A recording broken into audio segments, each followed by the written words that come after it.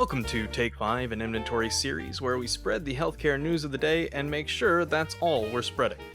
I'm Alex Diamond, and I reached out to Dr. Jennifer Wagner and Damon Greeley, experts in infection prevention with Onsite-LLC, to ask what healthcare and other public facilities might be missing while trying to restrict the spread of disease. People don't necessarily think about the environmental parameters such as humidity, temperature, air velocities, air patterns, things like that, that really do have a very profound effect on microorganisms in the space and how they travel through the space, potentially causing cross-contamination, and whether they're ending up in a surgical site infection or other type of healthcare-acquired infection. And really understanding your microbiological environment within your building. You know, that may not be something that you're used to talking about or hearing about or looking up information on. It just may be new, as you may just be used to, temperature and relative humidity.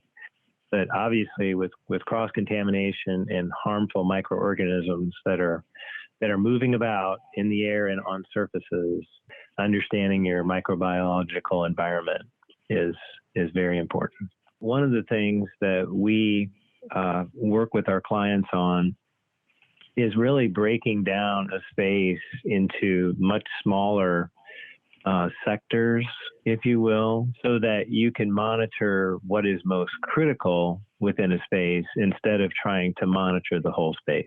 And when you do that, you may only need to have an improved, ventilation within a certain area, maybe a work surface or a biosafety cabinet or some hoods. And then the other half of the room where you're just coming in, you've got a work surface with a computer and you've got, coat hangers you're not so concerned about.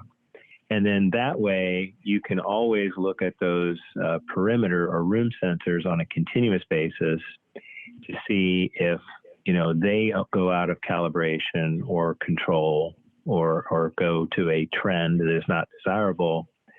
Then you need to go back in and look at what is happening in those critical spaces.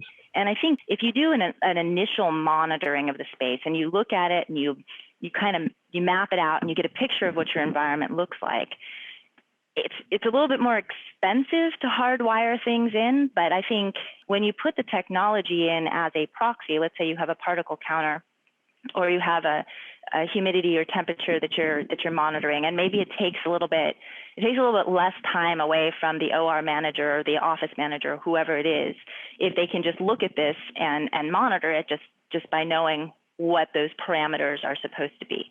The more testing, sampling, measurement, monitoring, and rigor, the more consistent your spaces will perform. Right.